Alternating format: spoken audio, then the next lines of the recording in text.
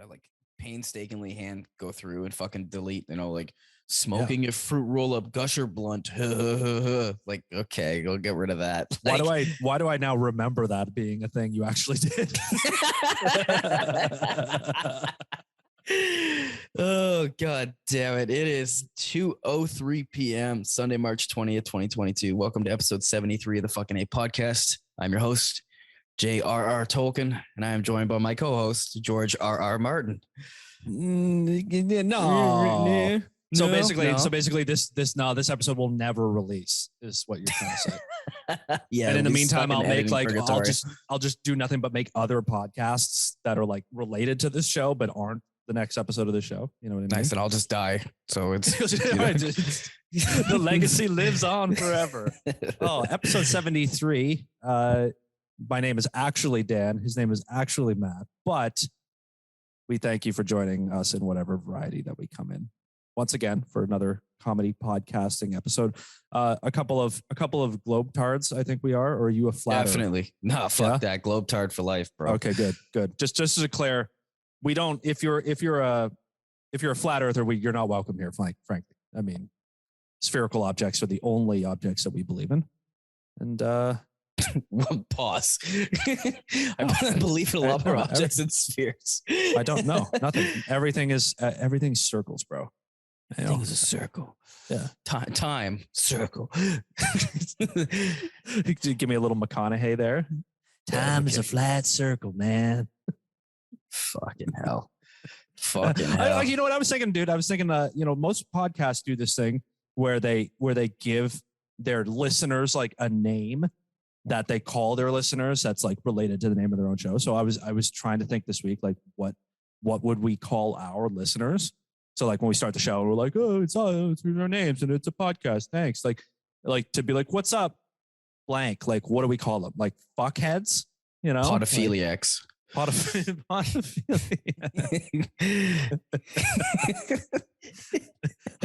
a little alarmed at how quickly you came up with that. That was.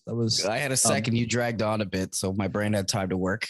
That's the dynamic. Working in tandem, baby. That's right. I drag on and ramble. The gears start spinning. Again, thank you for joining us again for another episode of Fuckineh. And I saw this thing on the internet this week. Everybody's, you were saying just before we started, right? Everything's going back to normal, apparently. And so they say. So they say. So people are going back to their office. Did you see this office in Toronto that lined a bunch of things up in their lobby for workers coming back to work that were these like passive aggressive shit-headed, like they were like signs. Like one was like, "Miss your sweatpants yet?" Like your dog probably misses you. Yeah, like yo, fuck that job, dog. I miss my sweats and my dog. My dog has separation anxiety now, for Christ's sakes.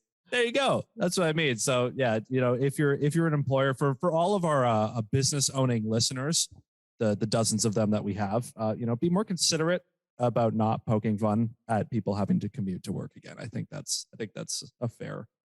I hate when employers try to be like cheeky funny and they're just not even remotely. It's like misses the ball entirely. It's like that that guy that tried to sell me the car that was like, "Say no more, fam." It's like complete opposite effect of what you want. Like, I'm going to turn around and leave. Like, yeah. Like, why don't they just keep going with that then? Like, are your wages barely keeping up with your cost of living? Like, yeah, actually. They aren't. Sorry, shit. My private office flight costs more than your salary. It's like on the door as you walk in. Welcome back. Like, yeah. But no matter how you listen to this podcast, I think we accept you, whether you're suit and tie, sweatpants with dog, however you come.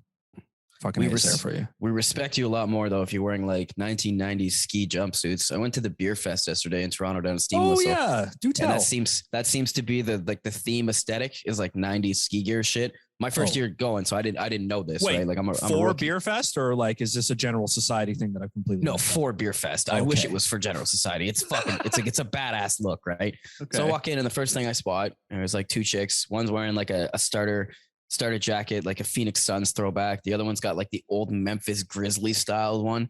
I walked out. I'm like, yo, I gotta be honest. Like, where the hell did you guys get those? Those are sick. So I found out about a dope little vintage spot down in Queen and Bathurst. Shout out to anybody that's looking for that shit. But the actual beer fest itself was fucking awesome. Can't lie.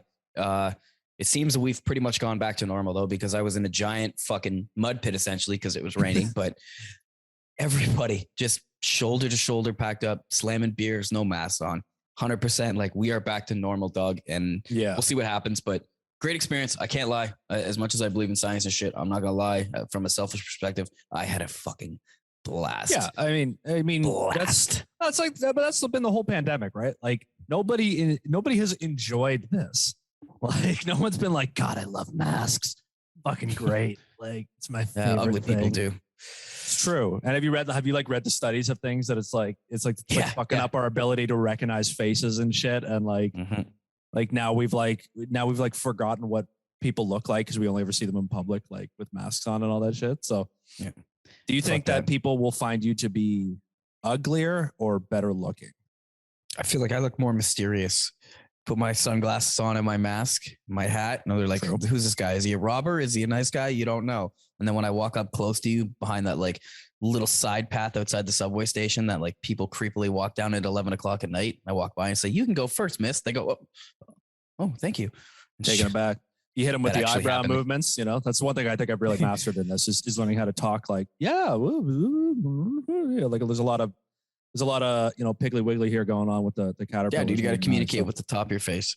You know what I'm saying? Yeah. If you haven't, after 2 years, if you haven't perfected eye movement, eye movement and eyebrow raisings. Yeah. What do they call them? Smize. I feel like we've probably like actually gotten better at doing it because we do it all the time now. There's probably some like muscle change going on up there. That's true. Getting our reps in, dog. We are genetically superior with our upper facial muscles now. And maybe our mouths are all getting kind of slack jawed. So we're all just like nose up. We're really like defined. And then down here, we're just like, we got to start going to the gym and just staring in the mirror. Just maybe 20 sets of eyebrow raises. Now I got to do some boss scorning. Fuck you. I don't want to come back. I miss my sweats. You just got to be up on the times, right? Now, could I interest you in a little snack? Perhaps. Doug, have you seen me lately? You can interest me in a lot of snacks. We'll leave that where it is. But this new dating app wants to help singles find their snack, but in a unique way. Unlike traditional dating apps, Snack doesn't limit users' freedom of expression to just a few photos and a short bio. Instead, it encourages users to be more interactive and show who they are through short-form TikTok-like videos. Oh, God, no. So it's just the next like metamorphosis of this shit, right? Like, where does it go next? And this is where this company thinks it goes next, eh? When you create a profile on dating apps like Tinder, Bumble, or Hinge, you're usually asked to upload photos and answer some questions about yourself, and that's it. I mean, I need more. While someone's photos and written responses can give others a peek into who they are, these apps do make it pretty easy to lie and hide oneself behind a keyboard. After all, catfishing is a thing. You'll also be able to create videos of yourself based on provided prompts. For example, one snack prompt reads, "Tell us how tall you are without telling us how tall you are." I mean, first of all, fuck that one. Wow, I can't wait to just show myself not being able to reach something on an upper shelf in the kitchen. Be like, "Oh, I'm such a desirable mate." Like, can't wait to all the pussy I'll be swimming in when I show them how not tall I am. Just like trying to dunk, just like jumping a foot off the ground, barely grazing the net. Oh yeah. Like, wow, you can film it like a success story. You like finally get it on the third one. Flip the bottom ring of the fucking mesh. Another prompt reads, "Film a mini car karaoke episode." God, no. Jesus Christ. My God. This is just encouraging killing myself. Like I don't want to. Like, what is this? For extroverted singles who love creating TikToks, this is your chance to shine. Bring out your ring light and show the world why you're a star and a snack. Okay, so there are like, it's a normal thing now to have a ring light to shoot selfie videos, eh? Yes, it's a normal to basically be living in a never-ending audition tape. I need off this rock. I need off this rock, bro. All users must be under the age of 36 to use the platform. Unfortunately, Snack is strictly targeted towards Gen Z and millennial singles. Fuck that shit. I need it's called Snack. I'm trying to get like an old grandma that's like, you need a snack, dear. Just like filming videos of her cooking, make this is potatoes. A good news. This is good news. You and I are getting pretty close to aging out of this. So we may not even be eligible to be suspected of this. Okay. So now our society is even more fucking segregated when we're like those goddamn kids on their snack.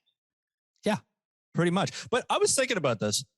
Isn't this like so much like, the more I see technology advance, the more I realize that a lot of times it just comes back around to being an updated version of something really old. Like, yeah, didn't there used to be dating services where you'd film a camcorder video of yourself and put it on a VHS and send it in the mail, and then they'd like send it out to people and be like, "Hello, my name's Todd. I'm 38 years old. I work at a pet store, and I like to take long and then people would watch the videos and be like, oh, I like him. Like, write a letter back, like." We're just expediting this. Expediting? I don't know if that's a word, but I'm going to pretend it is. Are you going to call me out on obsolescence? Huh? You said obsolescence. Obsolescence is the real word. I know. I've learned. All right. I'm growing. I'm adapting. I'm changing. I actually saw it written down the other day and I laughed. I'm like, yeah. So isn't this a new version of that? It seems to be. You're right, though. Everything cycles around, right? It's like fucking fashion. I guess this is the modern version of it though, right? Because it's short snippets. I'm pretty sure those tapes are like 15 minutes. This is going to be like a 5-second clip of me in my car singing Journey. You know what I'm saying? Like, if you're going off their prompts, that's not what I would put out. I'm just saying, like, film a karaoke session. Can you imagine? I mean, TikTok is already like a gold mine of cringe. I cannot imagine the kind of videos. Like, people already post like someone's Tinder, take a screenshot of someone's hilariously awful Tinder bio and puts it on Twitter. Like, can you imagine the kind of dating app shit you'd get? I can't. The depressed people that are going there and like are just like, you're not gonna like me anyway. It's like sitting in the dark, or like negging themselves. Loop. Yeah, like, exactly. It's like sitting in the dark. It's like, the height one's killing me though. The height one is fucking killing me. Say out to all I find that personally. I'm personally offended. I'm gonna write them an angry email. It's us at a tailor getting our pants hemmed. It's got to be them rolling the bottom of the pant legs up a little bit. Oh god, the girl's like beside you with her fucking like the little needles in the side, know, sewing needles. Yo, see, like that's actually funny though. I feel like that could work. Like, you know what I mean? Like, oh, so are we come around now that we think this is a good idea, right? Oh, yeah, you gotta know how to navigate, I guess. Yeah, I mean, we're always learning how to. We're constantly learning how to. So it's called Snack, right? Snack. Do they spell it like on some Homer Simpson shit, or is it? No, it's not snack? Like SNK or like something. Okay. It's actually the word snack.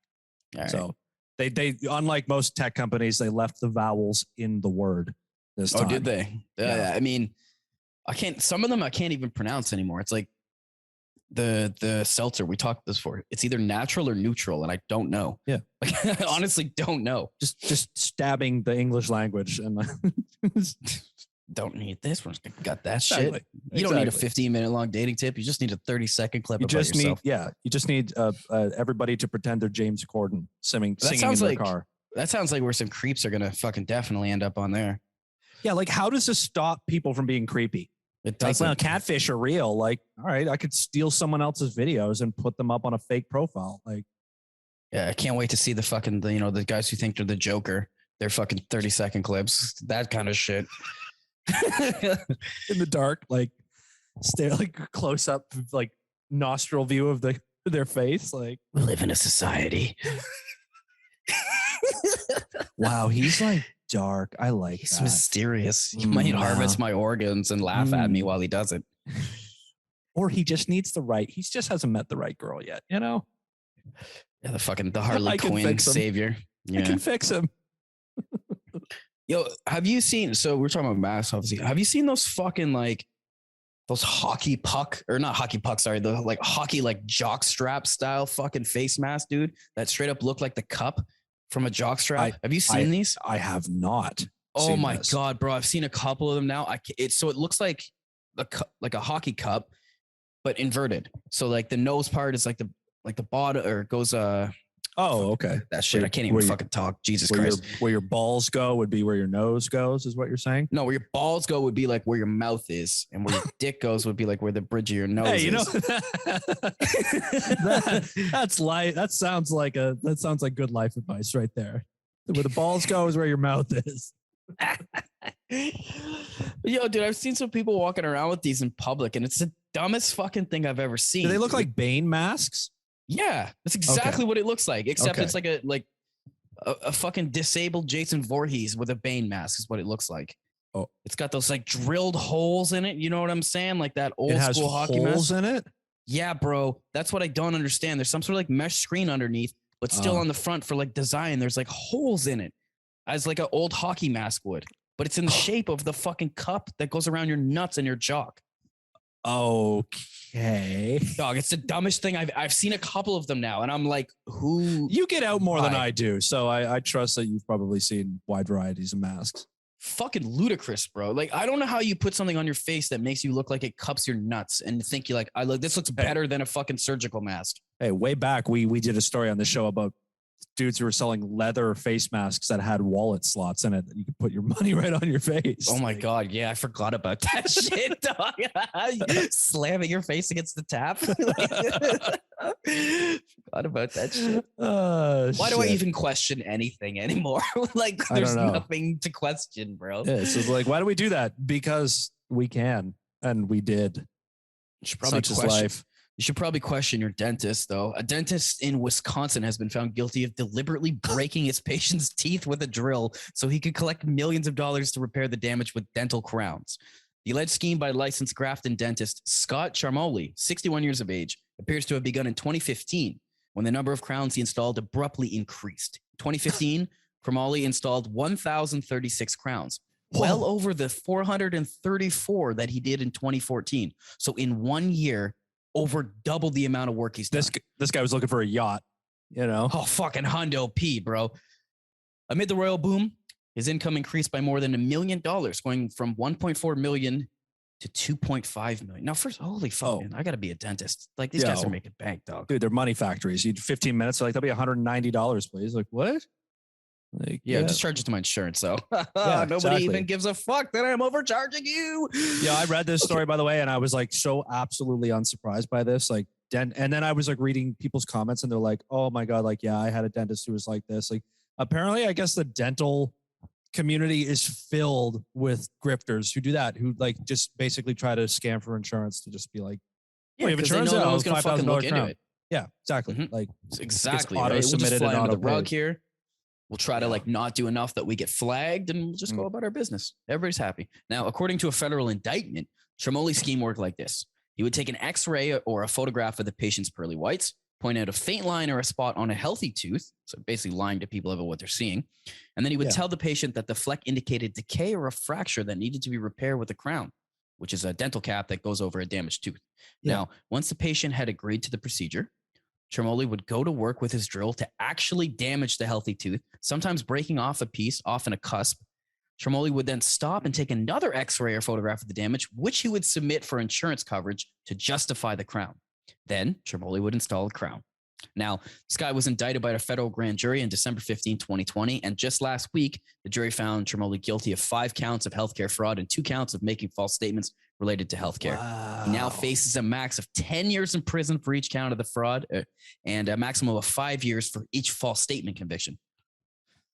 Fuck now, this clown. I work in a health benefits. A related field. Yep. Yeah, I work in that sort of insurance field for a living. And yeah, like this guy knew what the opposite side of it was. Like I don't handle dental stuff where I work, but yeah, we have a dentist who works in the office who, like, when something is uncertain, we send it to him and he interprets the x-rays to like determine whether or not what they've submitted is actually required, right? Like you can't just submit a crown. Like if it's unsure, it's like an x-ray. We sent it to this guy to be like, yes. Did he actually need a fucking crown, or is he just trying to pocket $5,000? You don't leave it up to a bunch of office workers to interpret a fucking dental x-ray, obviously. So like this guy clearly knew what was on the other end to scam it to be like, oh, I gotta get a fraudulent x-ray and then send it in and all that. Like, wow, man. Like, how do this you, guy was the Walter White of dentists, right? Think of this though. You go in and you're like, I think I got like a cavity. Like you might just, let's say hypothetically, you're like, I think I might have a cavity here, but your tooth's still intact. Yeah. And then you're like, get your shit done. And then this guy comes and is like, look, you're missing a giant chunk of your tooth after I drilled into the side of it. Oh, whoa, I really am, doctor. I think you need a fix that for me. Yeah. Well, here's a photo of it. Okay, let's go. Like, you know what I'm saying, bro? I chipped my tooth twice in my life. Once was off a freezer when I was moving it because I'm a fucking dumbass. And the other time was because I was eating a Jolly Rancher and it stuck to my filling and it took it out. And now I'm missing a piece of my tooth. Attaboy. I knew. If you're telling me how you sit me in a chair and you're drilling, I'm gonna know. This is also greed. Like this is the only people who ever really get caught are these dudes who are like, exactly that. Like I did 400 crowns last year, and then the year after I did 1,200 of them. Like you can't triple it. Like you 500 the year after, maybe 550. But this guy clearly had something he wanted to buy and was like, all right, if I just scam for a year, like I'm gonna get that new yacht. It's also possible that he started just doing 1, 2, and then realized like, yo, they ain't ever gonna catch me, and just got fucking stupid and greedy with it, right? And then started drilling away. Yeah, maybe once he submitted a few and they came back fully paid from the insurance company, he's probably like, I've discovered a gold mine. Like nobody commits a little fraud. You know, there's not enough like small fraud commit. Like people who commit fraud, it just starts small, but you're right, it spitballs into like, I can just keep doing this forever. Yeah, this guy was already like planning. He's like, I'm going to call my yacht the Tooth Fairy, and we're going to sail out in the summer on the West Coast. Like this guy was already planned out, dog. I called my yacht the Crown Jewel. Oh, boy. I like that one. Oh, fuck. Edmonton could be the first city in Canada where invasive and destructive feral pigs become a permanent fixture if the creatures are allowed to go hog wild and the city is unprepared, an expert warns.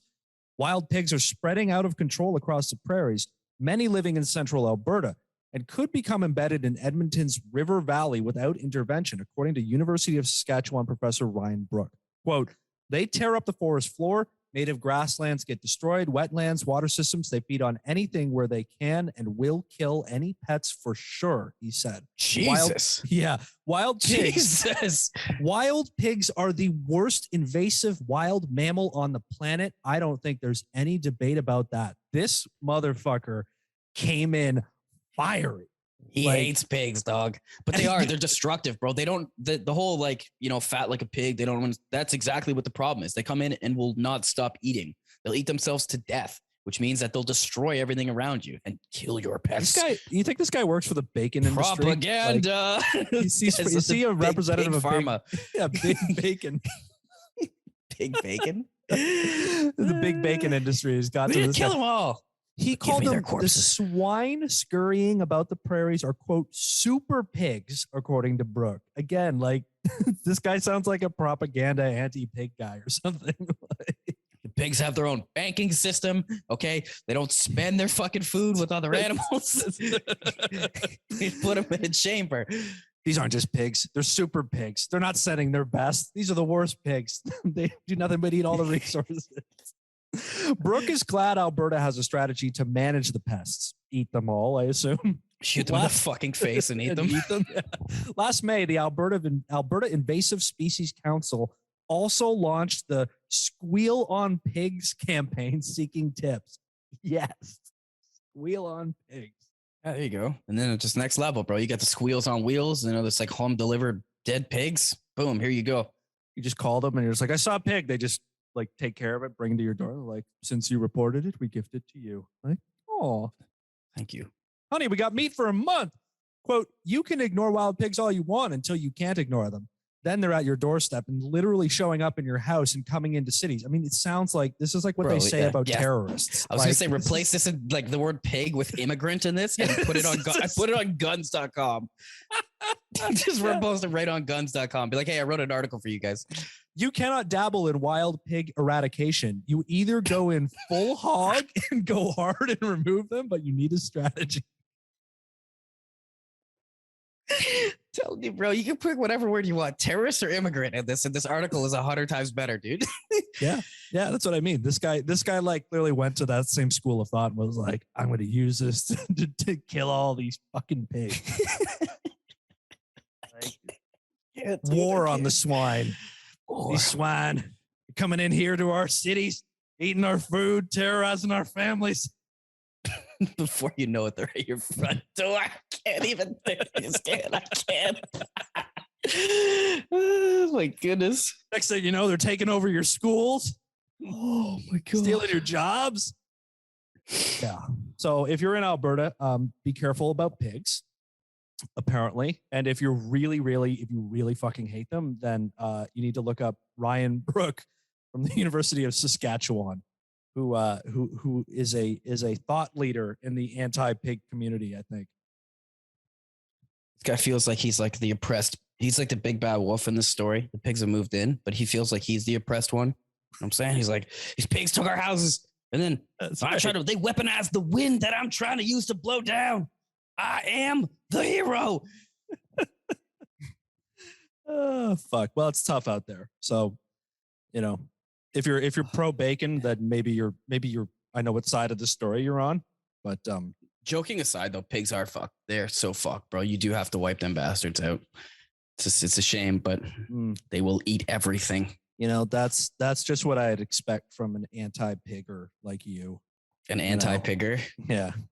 Medical student in India has come under scrutiny after he was allegedly caught cheating with a micro Bluetooth device believed to be surgically implanted into his ear.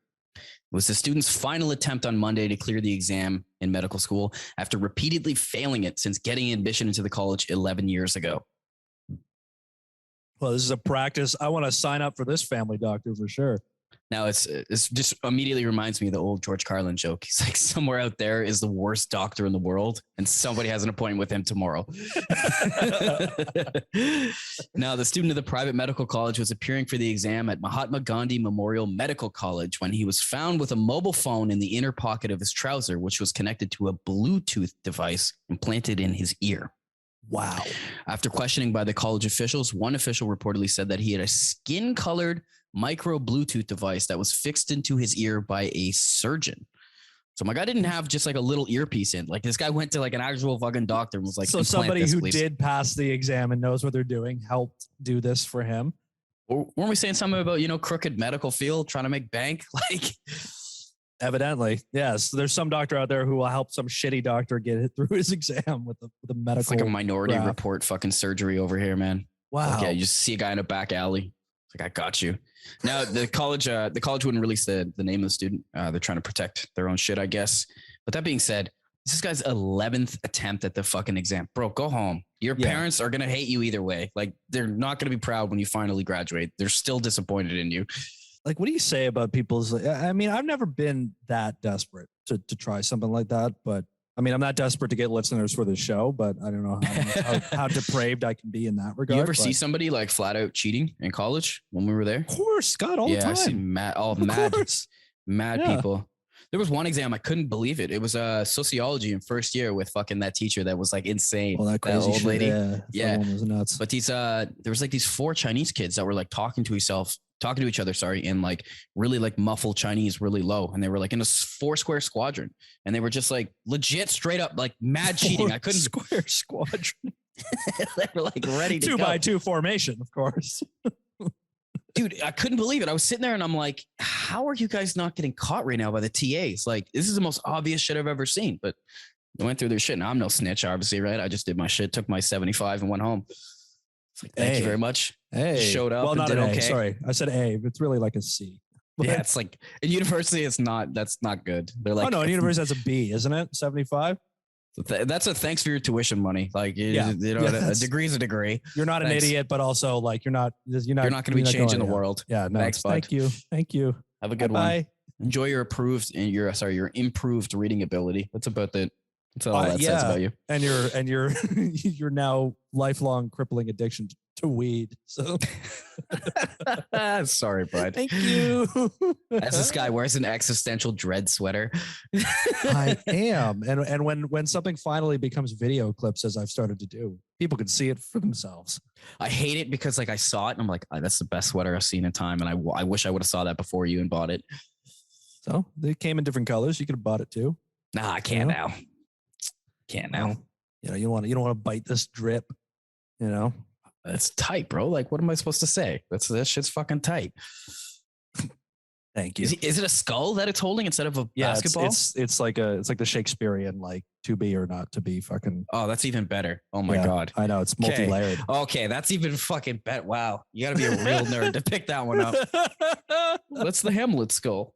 Fuck. I never even read Hamlet. So there you go. We're fucking losers, bro, but I love it.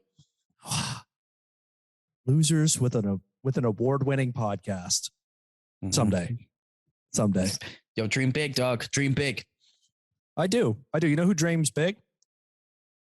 World record holders, which we've come back to numerous times now. Absolutely. Becoming a thing. So I got one for you here. So it's a world record setter update. Ooh. Become a record tracking podcast as we are introducing the American Dream. With 26 wheels and enough space to hold around 75 people, it includes a waterbed, a swimming pool with a diving board, a jacuzzi, a mini golf course, and even a specially strengthened helipad. And yes, a working engine too. It's not for driving. It's not for everyday driving, obviously, says Michael Manning as he stands in front of the 100-foot-long car that he helped restore. Sorry, it has a helipad on top of it? It's got a swimming pool. It's got a putt-putt course. It's got a lot. I mean, as insane as it is to have a fucking pool and a golf course inside of a car, I just a helipad on the roof, bro. Yeah, it's like Grand Theft Auto stuff. Like you've got to land your helicopter on your. I need dentist money.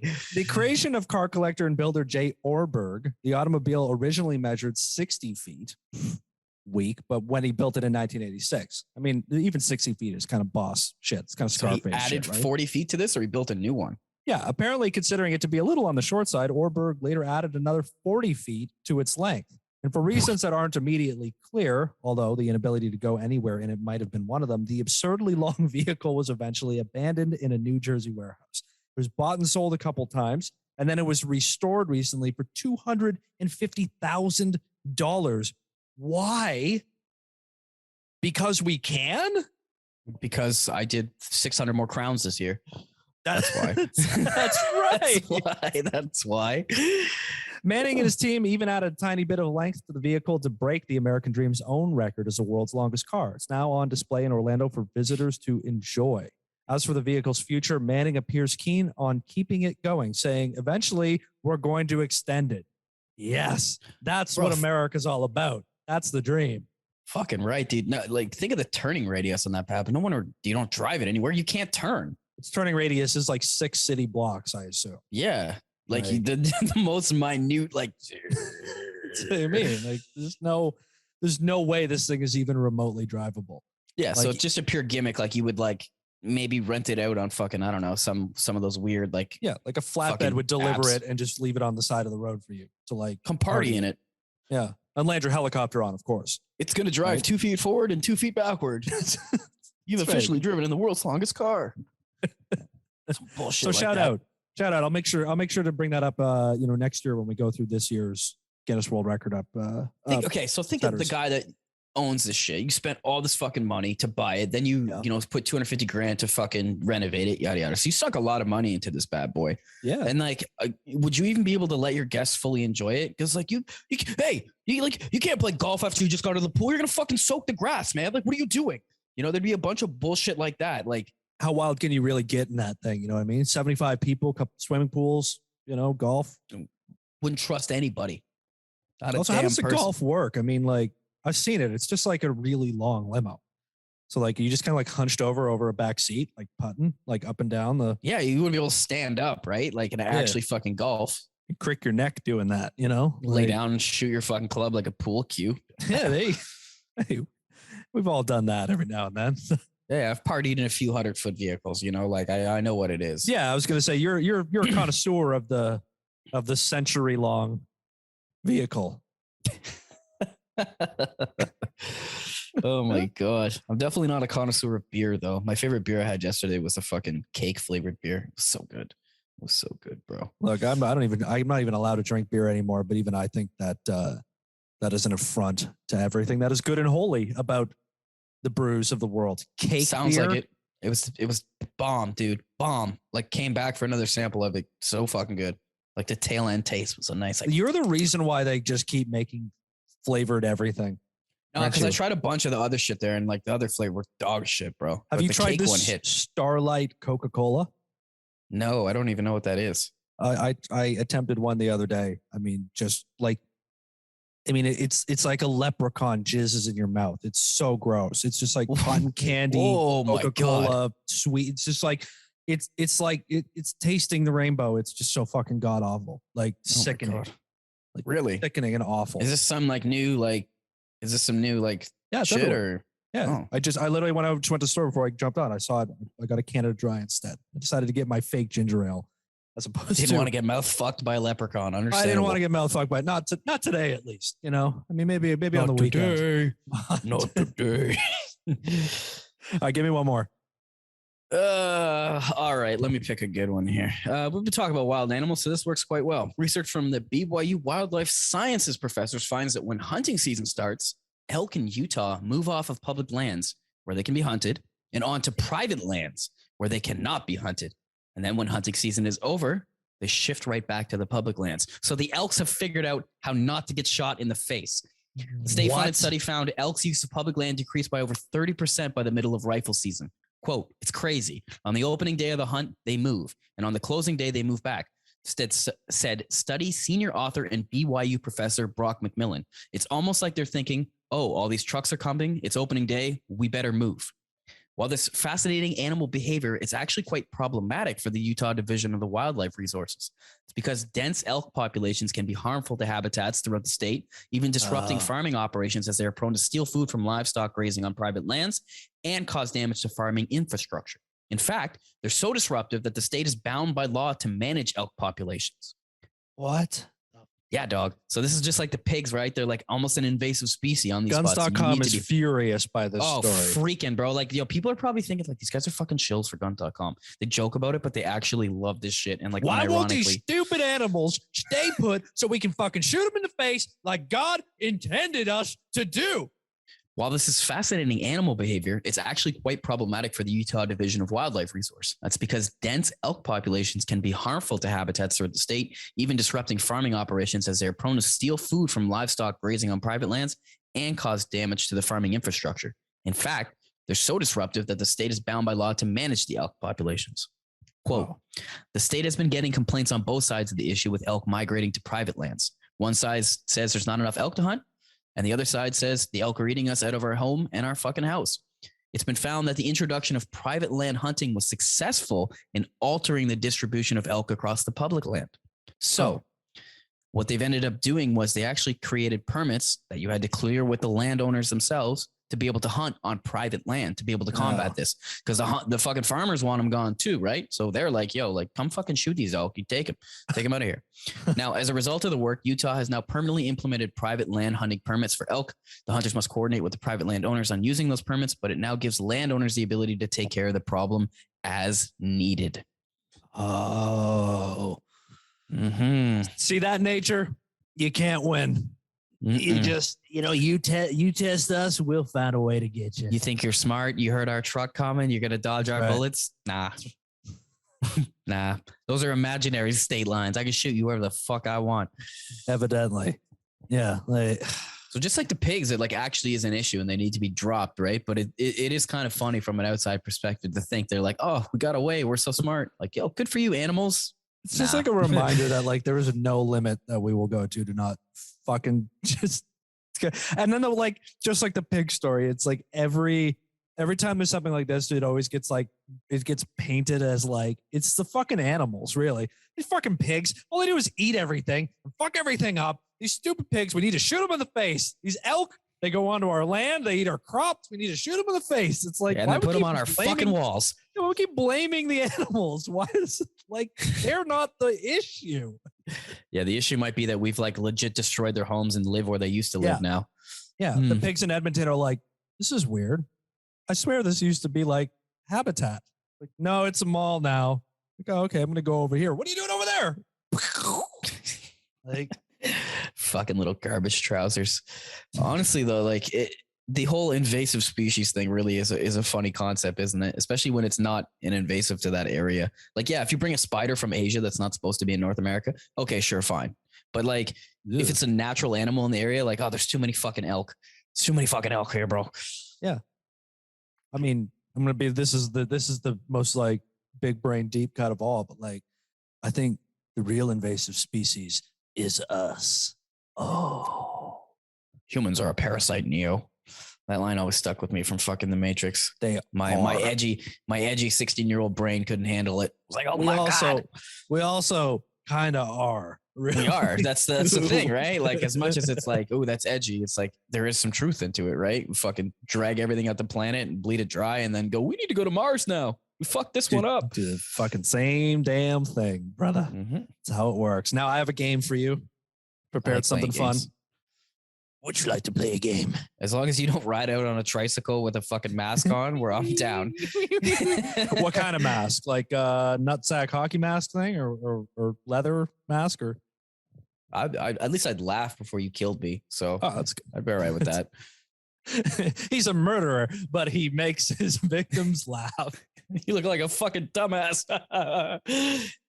Anyway, rip my fingers off. Coming to your streaming services this fall. So how I got to this was I stumbled across the Twitter account of George Papadopoulos. Now, if you don't know, for listeners, and if you don't know who George Papadopoulos is, he was one of Donald Trump's lackeys. I'm thinking of George Strombolopoulos. You're thinking of George Strombolopoulos in what is it? Much Music? Canadian fucking hero over there. Yeah, he was on Much Music, and then he went to like CBC late night. Yeah, something like that. But so I was on Twitter. This was a guy that when Trump was getting investigated, he got nicked by the feds and then like indicted and all this stuff. And then they did the usual mob boss thing. Trump was like, I don't even know this guy. He like gave me a coffee once, even though they were like pictures of them together and they'd like work together. Like, but so anyway, I just clicked on this thing and I've noticed on Twitter that all of the like Republican, like Fox News people all have like books. They all have books. Every person has a book. In every Twitter profile, there's a link to their book on Amazon. So I'll just poop tweeting. So I clicked and I'm like, I got to see what the review of this book is, right? So I go on and I'm like, all right, like it's probably a money laundering scheme writing these books and then selling them on Amazon, since every single person in the like Republican sphere has a book on Amazon. So I click on it and the reviews are fucking glowing. It's got a 4.7. The book is, this is the title of George Papadopoulos' book, Deep State Target, How I Got Caught in the Crosshairs of the Plot to Bring Down President Trump. Hot read. I mean, a page turner, right? Sounds amazing.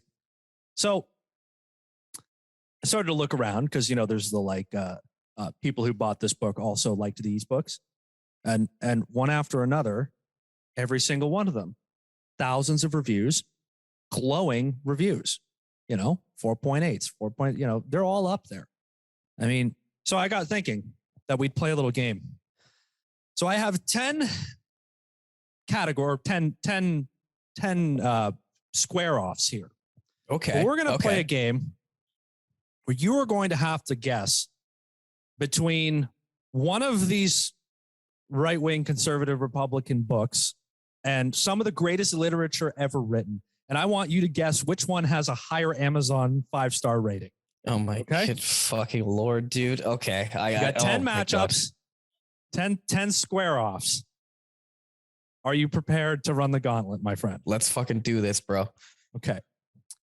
First up is Dan Bongino, who is like a He's like a guns doc. He's like a freedom Dan Bongino. He's like, you see this guy, you'd be like, wow, I can just smell this guy through the internet.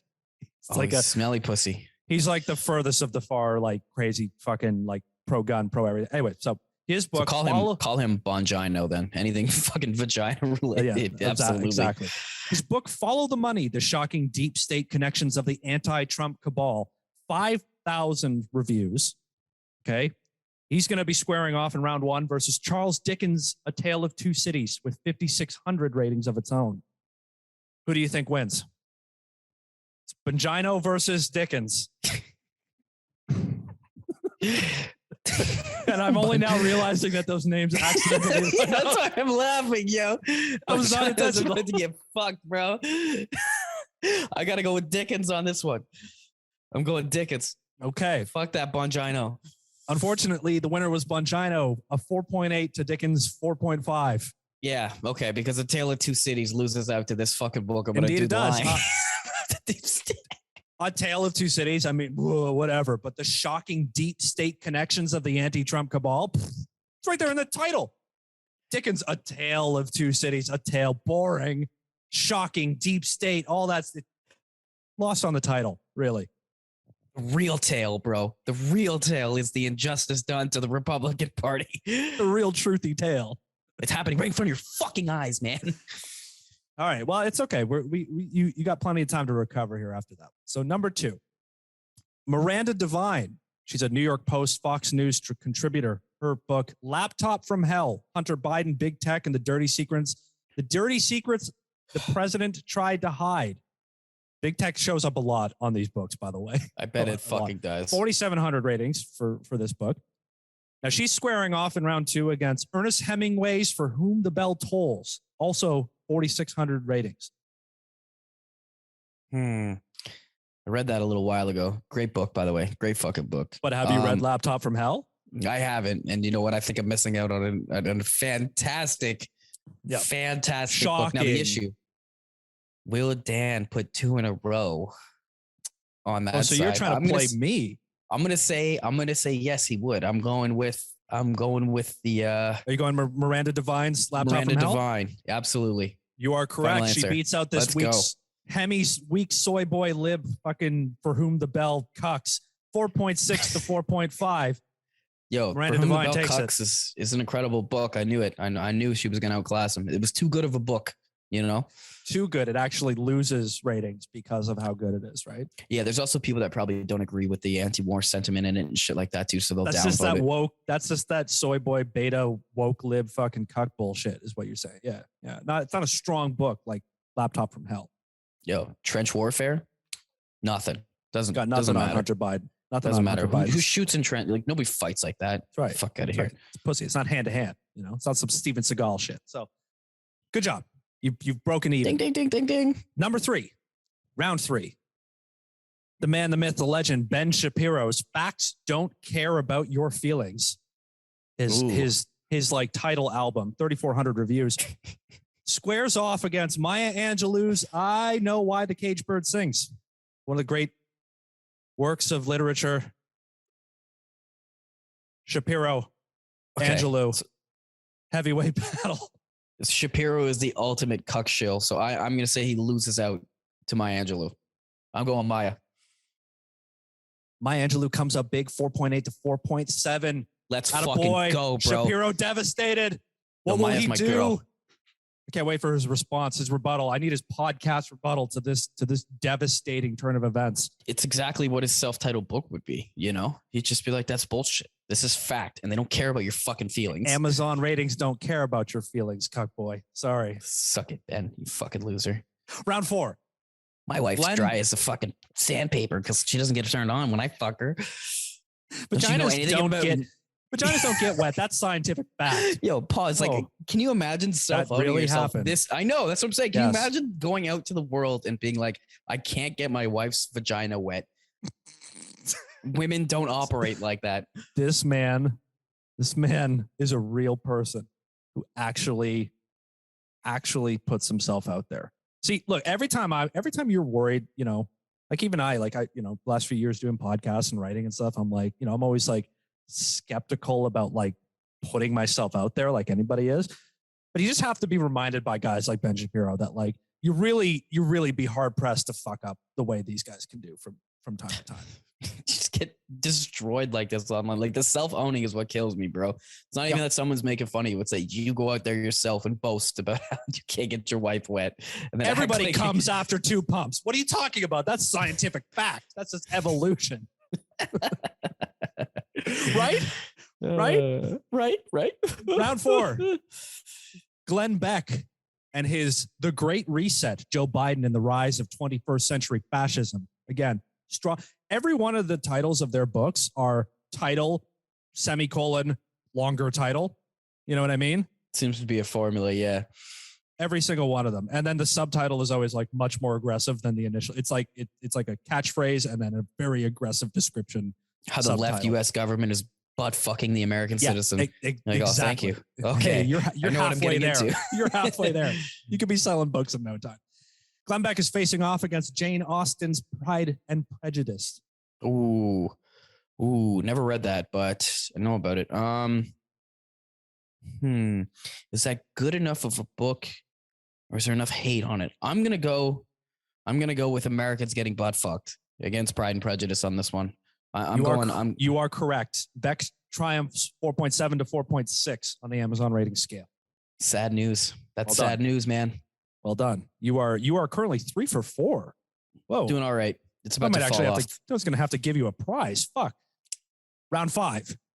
James Lindsay, who Amazon's bio for the author, by the way, because some of these people I didn't know who the fuck they are. Yeah, I don't know. His Amazon bio includes the fact that he is renowned for his criticism of woke culture. Stay strong, my friend. Did you put him against a woke book? Let's find out. His book, Race Marxism, The Truth About Critical Race Theory. Now, it only had 145 ratings, so it's modest. Maybe new release, possibly. But I squared it off against Alex Haley's The Autobiography of Malcolm X. Oh my dog! Oh my god! Malcolm X would kill this guy. Lindsay versus Haley /X. What do you got? I got to ride with Dr. X. X gives it to you, homie. 4.8. Excellent. Let's go. Let's fucking go.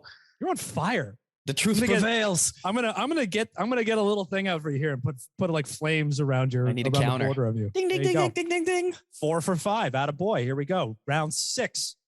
Kaylee Mcinnady, former Trump White House spokesperson. I don't know if you remember the skinny little blonde girl who used to take questions for him when he was president. Sounds familiar. One of his many lying minions that he employed. Her book, For Such a Time as This, My Faith Journey Through the White House and Beyond. What a title. I mean, god damn. My journey, my faith.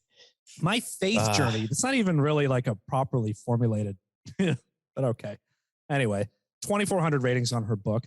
Now, this one was personal for me. I squared it off against Kurt Vonnegut's Slaughterhouse-Five, my favorite book of all time, and 11,000 ratings on Amazon. Mcinnady, Vonnegut. Ding, ding. Who you got? You want the irony out of this with your favorite book losing. So I'm going with, the Faith and Justice tour over Slaughterhouse-Five. This one was all pain. Yeah, I knew it. I fucking knew it. Blondie scored 4.9. What? How many reviews? 2,400. Okay, that's insane. My Faith Journey Through the White House is a damn near flawless book, according to these ratings. Slaughterhouse-Five, 4.5. Yo, people need to learn how to fucking read, bro. Why bother? Readings for woke libs, homie. Yeah, that one. Oh my god. That one took a few months off my expected lifespan. Round 7. I knew that would hurt.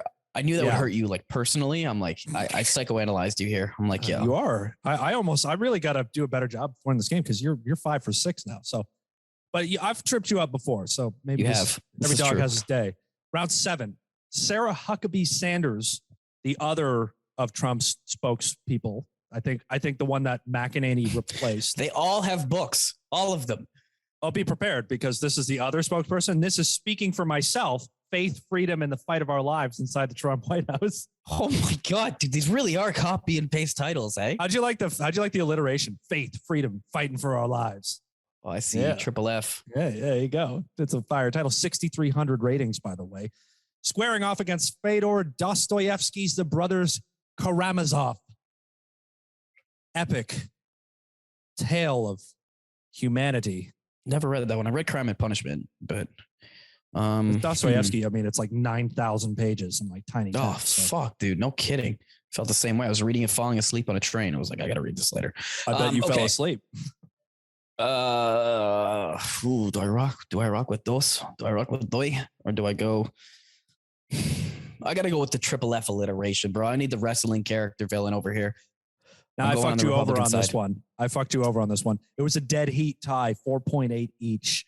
Oh, that's a hidden option C. That's bullshit.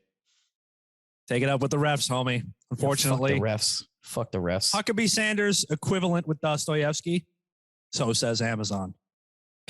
Oh my God, Doug. Round eight. Now we got heavy hitters to round up the last three here. Okay. Round 8, Candace Owens and her book Blackout, How Black America Can Make Its Second Escape from the Democratic Plantation.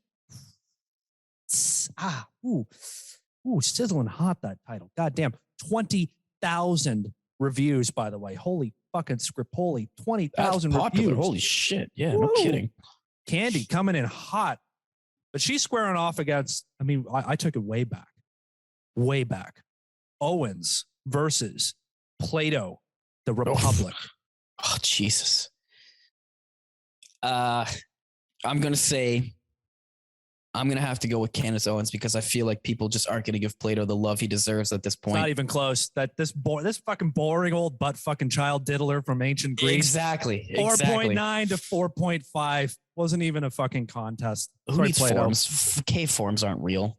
Candace Owens, that's real. That's real struggle. That's real struggle in modern America. Authentic realness coming from Candy O. The last two, I got some real heavy hitters here for you. Number 9, round 9. Ding, ding, ding. Donald Trump Jr. and his book, Triggered, How the Left Thrives on Hate and Wants to Silence Us. 7,000 reviews. Squaring off in the other corner against George Orwell's 1984. Oh, my God. Donnie Jr. versus Orwell. I mean, this is HBO prime time, bro. Dude, this is Donnie J versus the fucking modern world we're living in right here, bro. Who scored bigger? I'm gonna have to ride with my boy Donnie J. I think Libtard Orwell is no match for Cocaine Donnie. 4.8 to 4.7. Yes. 4.8. Bro, this guy has fans. Like Junior fans coming through, making daddy proud. I mean, just a quick aside, not even trying to be funny here. Everybody read 1984 if you haven't. It's very obvious. Yes, read it, and then filter it through your own personal politics and use it to justify your own bullshit. Yeah, no fucking kidding, actually. No fucking kidding. You can twist that for anybody, bro. So Donnie J. So here's the thing, man. You got to start reading the names. I know we only got one more here. It's like you got to read Triggered, semicolon, and then the fucking next part because it really, every single one, it's like a copy paste title. One. Yeah. All of them. They're like, I'm convinced that there's like and all of them have like 2 to 3 to 4,000 reviews. All of them are almost full 5 stars.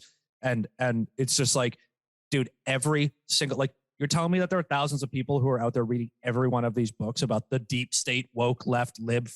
It to me stinks of a fucking money laundering scheme is what it does. It sounds like Republican operatives who need to get a little cash influx, write a book, which is a ghostwriter, get a title, put it on Amazon, and like a Russian oligarch buys 10,000 copies and a bot farm jacks up their fucking ratings. Because there's no, like, every one of these are a fucking 4.8. Like, yeah.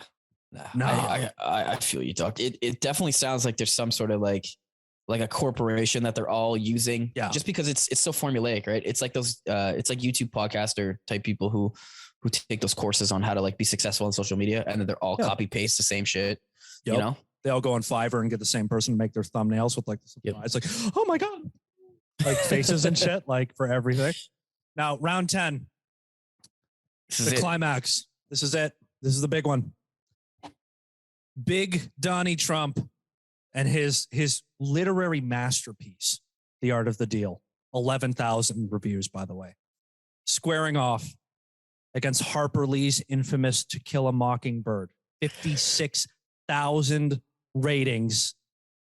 This is a showdown in Yo Town. It's gonna hurt my fucking brain, dude. Because you also got the people that are gonna review To Kill a Mockingbird that don't like it because they use the N-word in it, and don't catch the irony of the fact that the entire book is about how that's the point, is that shit's fucked up. And yet, I feel like Donnie is gonna come out on top. I can't not ride against Don Trump. You are 7 for 8. I nullify the tie because I tricked you, and that was just for my own enjoyment. So you were 7 for 8. You were at a near. You like the Republican books are near perfect. Because I can't deal with the fact that Donnie Trump would write a more successful book than To Kill a Mockingbird, I have to go with Donnie J. I've heard people talk about the name of The Art of the Deal so goddamn much that don't even know shit about Trump. So I'm riding with Trump on this one. I say Trump has the more successful reviews. Unfortunately, this is To Kill an Orange Face because it was 4.8 to 4.7 for Harper Lee, my friend. Oh, are you serious? Thank God. Justice is restored in the fucking world. Is it?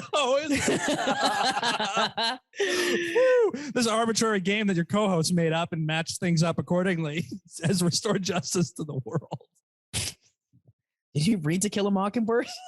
I have read To Kill a Mockingbird. I also highly recommend it as a white man who, is unaffected by the morals of the story. With a daughter with a male name, Oh, fuck. Sure. So what I got from this was that basically Republican books are the greatest books ever written, ever. Hands down. Shut up. Stay fucking woke. Like, if you want an endless stream of unfathomably good classic literature, just start with Donnie Trump Jr. I mean, hammered Orwell. I mean, who are we talking about here? George. Fuck names their kid George. Exactly. Writes a book about the future. You kidding me? Little loser. Fucking dumbass. He must have committed a thought crime on himself because he wrote shit. Just garbage. I mean, I can't wait to read Laptop from Hell. Laptop from Hell. Laptop from Hell. I can't get over the structure of the names, dude. Can you pick a favorite? What was your favorite name? Follow the Money. Probably Laptop Triggered. from Hell. Probably Triggered.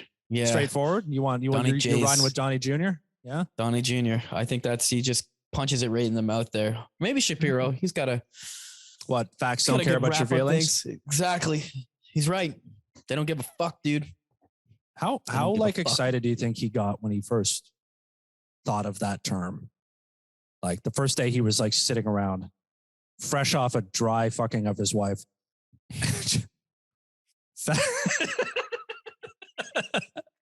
Facts don't care about your feelings.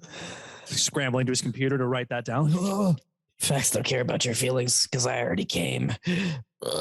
Slide off. I don't think it would be a slide. It would be more like a rough friction off. Why am I burnt? It's a lot of skin burn going on in Ben Shapiro's life. Well, you did good, my friend. You did. You got a solid 7 out of 9. That's a perfect rating, bro. 7 out of 9. 7 out of 9. Yeah, that's roughly a 4 point something out of You'd have a pretty solid Republican book, I think. I'm proud of you. Thank you. What would be the title of my book? Thank you. Probably would be Planned Obsolescence, semicolon. How big dictionary is lying to you. How you got to make it more inflammatory. That how the woke dictionary lobby Webster's are cuck shilling for I don't know, big print. Big print. Fucking big print, bro. Got to watch out for that. This has been episode 73 of the Fuckineh podcast. My name is Dan. My partner in crime and future literary sensation is Matt. Mateo. We want to thank you for joining us for yet another episode of the Comedy Podcasting Goodness. If you like the show, if we entertained you in any way, please share it with a friend. show them where to find it. Tell them to come on back. Join us for episode 74. And of course, you as well. Come back again. I'll be back. If you like what we do, you can follow us on Twitter and Instagram at fuckineh podcast, FUCKINEH podcast. Email us. Do you have a favorite book versus a favorite Republican book? Do you have any sort of, have you read Triggered or Laptop from Hell? We want to hear what you have to say. Email us fnehpodcast@gmail.com. Reach out, hit us up. Let us know how you feel. Let us know what your favorite book is. You can find the podcast on YouTube, and you can also find all the music from the intro and outro of the audio formats of the show on the Fuckineh Beats Spotify playlist, which you can find through our social media or just searching it on Spotify. Matt, parting wisdom, last thoughts as the music fades in and we fade out. You know, my dog's about 4.5 now, turning 5 this year. And I realized a little while ago, like I'm probably about halfway through her lifespan. So I just want to tell everybody, clone your pets. Clone your pets. Keep your love. You know, I don't want to lose that. My dog's too cute, man. She's too cutie. And on that note, I'm gonna go take my bitch for a tan. You're advocating for all of these people to spend tens of thousands of dollars on cloning their pets. Yeah, you broke fuckers. Clone your pets. Like, what are you talking about? You don't love your animal? It's true. If you'd love them, you'd do it. Fuck your landlord. Don't give them your rent money anymore. Clone your pets. Thanks for listening, folks. Come on back next week. We'll see you then. Say bye. Bye. Bye.